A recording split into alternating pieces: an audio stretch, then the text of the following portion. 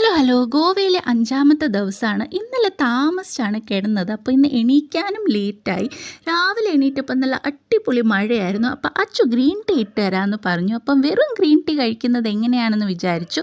വെളിയിൽ പോയിട്ട് ഇവിടെ ഒരു ചൊച്ചു ചായക്കടയുണ്ട്. അവിടെ നിന്നാണെങ്കിൽ കുറച്ച് സ്നാക്സ് വാങ്ങിച്ചുകൊണ്ട് വന്നു. ചിക്കൻ പപ്സും മുട്ട പപ്സും കട്ട്ലേറ്റുമാണ് സ്നാക്സിന് വാങ്ങിച്ചത്. പിന്നെ അച്ചു ആണെങ്കിൽ സ്പെഷ്യൽ ഗ്രീൻ ടീ ഇടുകയാണ്.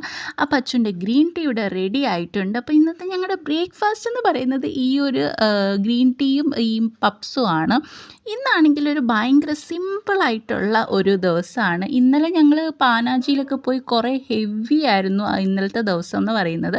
അപ്പോൾ ഇന്ന് ഭയങ്കര സിമ്പിളായിട്ടുള്ള ഒരു സ്ലോ ഗോവൻ വ്ളോഗാണ് നിങ്ങൾ കാണാൻ വേണ്ടിയിട്ട് പോകുന്നത്. അപ്പം ഞങ്ങൾ ബ്രേക്ക്ഫാസ്റ്റ് ഒക്കെ കഴിച്ചിട്ട് കഴിഞ്ഞ് കുറച്ച് സമയം ഇരുന്നിട്ട് ഞങ്ങൾ റെഡി ആയിട്ട് വെളിയിലേക്ക് പോവുകയാണ്. 12 മണിയായി. ലഞ്ച് കഴിക്കാൻ വേണ്ടി വന്നതാണ്. അപ്പോൾ ഇവിടെ അത്യാവശ്യം റേറ്റിംഗ് ഉണ്ടെന്ന് കണ്ടിട്ടാണ് ഈ ഒരു റെസ്റ്റോറൻറ്റ് ഞങ്ങൾ ഫുഡ് കഴിക്കാൻ വന്നത്. പക്ഷേ ഫുഡ് പോരാ, ഇതൊരു ഉടായ്പ റെസ്റ്റോറൻറ്റ് ആയിരുന്നു.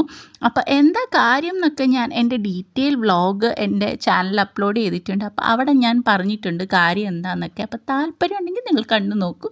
പിന്നെ അവിടുന്ന് ഫുഡ് കഴിച്ച ശേഷം ഞങ്ങൾ വേറൊരു സ്ഥലത്ത് പോകണമെന്നാണ് വിചാരിച്ചത്. പക്ഷേ അവിടെ പോകാൻ പറ്റിയില്ല. ഞാൻ പറഞ്ഞല്ലോ ഇന്നൊരു ഭയങ്കര ലേസി ഡേ ആണ്.